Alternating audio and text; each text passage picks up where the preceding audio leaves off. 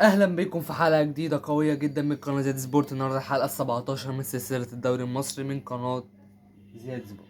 النهارده هنتكلم على الدوري المصري، هنرجع تاني للسلسله ان شاء الله، هنكمل فيها لحد 30 حلقه ان شاء الله مع بعض. بس انت تدوس اشتراك ودعمني، لو بتشوف الفيديو عجبك دوس لايك وتابع السلسله، الفيديوهات اللي فاتت جميله جدا. النهارده هنتكلم على الدوري المصري. غدا ان شاء الله مباراة الاهلي وبتروجيت، مش هطول على حضراتكم زي ما متعودين مع بعض. مباراة الاهلي وبتروجيت، واقول لك طريقة ستروب هو المفروض ان اسمه بيبقى بالساء. ومباراة الزمالك والبنك الاهلي، بس طبعا هنبدأ بالنادي الاهلي طبعا لانه هيلعب اول بكرة. النادي الاهلي جاي من فوز مهم جدا جدا جدا على ايجل نوار، وبيصعد لدور المجموعات بعد ما جراديشار اتطرد في اول 10 دقايق. يحسب لسروب ان هو قدر يتعامل، ما دخلش في جون مع انه لسه جديد على الفريق، ما يعرفش امكانيات الفريق. ما فرقش معاه ان هو ينزل اللعيبه، كمل بنفس اللعيبه اللي هو نزلها من اول الماتش. كسبان 1-0، بدأ بالتشكيله، قعد الاساسيين كلهم وبدأ بالتشكيله اللي هي اللي ما بيلعبوش. مدرب واعي وفاهم ان في اخطاء كتير قوي في الدفاع، وفي حاجات عايزه تتعدل في الفريق. ما عندوش نجوم في الفريق، ودي بانت اول لما ما نزلش زيزو، نزل كله ما عدا زيزو. هو ممكن يبقى شاف ان في ماتش الاتحاد زيزو متعالي شويه، يعني تعالي اللي هو شايف ان هو احسن لعيب في مصر او لعيب كبير او كده، فهو مش عايز زيزو في الحته دي. انا ممكن تفسيري كده، ممكن يبقى تفسير حضرتك غيري عادي. قول لي في الكومنتس انت تفسيرك ايه، او قول لي توقعك للنتيجه ايه، يعني ناقشني في الكومنتس.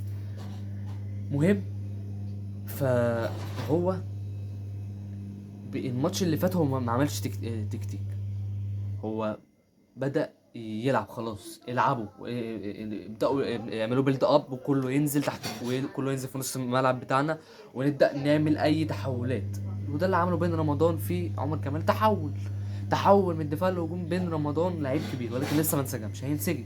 وده انا من وجهة نظري اهم صفقة بعد تريزيجيه. فبن رمضان عمل ثرو عالمي جدا لعمر كمال، وعمر كمال بيفنش بعد ضغط كبير عليه.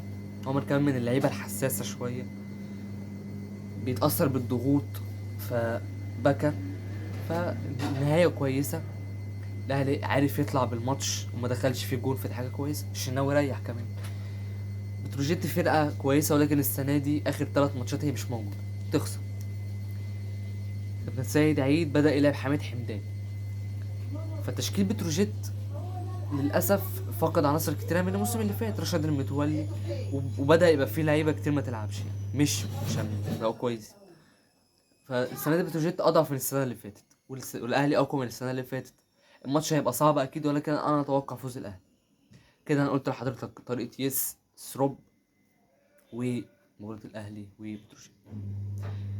الزمالك والبنك الاهلي دي مباراه قويه جدا، لان الجهاز بتاع البنك الاهلي كله زملكاوي، كله بلا استثناء زملكاوي.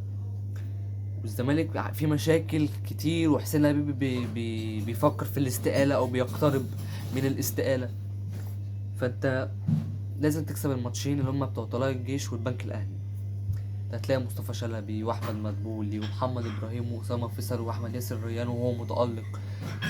تلاقي يعقوب وهشام صلاح بلعوتي. الفرقه بقت كبيره، يو النور، فرقه بقت كبيره، فرقه بقت كويسه. ماتش صعب على الزمالك، اصعب من البنك الاهلي، لان الزمالك يانيك فيريرا مش 100% فاهم اللعيبه، مش 100% قادر يطلع 100% من اللعيبه، هو نفسه مش عارف يطلع امكانياته. الراجل ده لما كان في السعوديه كان كسب في موسم واحد الاتحاد والنصر والشباب والاهلي، كسب التوب 6 بتوع السعوديه في موسم. فلسه هو مش لاقي نفسه. عندنا لعيب اسمه خوان بيزيرا، ده اللي من غيره ما نعرفش نجيب جون، بقى يشارك في كل جون. للاسف عندنا مشكله مع محمد السيد، عندنا مشاكل كبير قوي.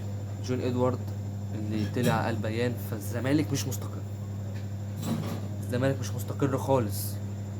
الماتش ده لو اي نتيجه غير الفوز توديك في مسار تاني خالص، مع الجمهور، مع نفسك، مع الفريق، وانت داخل على السوبر المصري.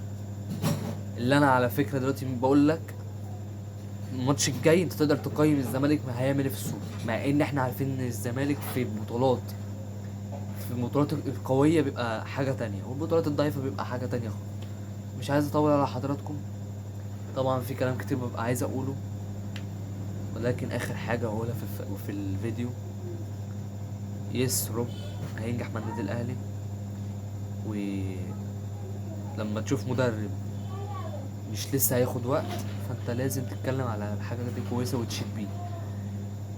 الاختيار كان صح من اداره النادي الاهلي، اداره النادي الاهلي ماشيه في المسار السليم، اداره نادي الزمالك ماشيه في المسار الخاطئ جدا. انتهت الحلقه 17 من الدوري المصري، من سلسله الدوري المصري من قناه سيرفر. دوس سبسكرايب ومن لي كومنت، قول رايك في الحلقه، او قول توقعك لنتيجه المباراه بتاعت النادي الاهلي. دوس لايك وسلام.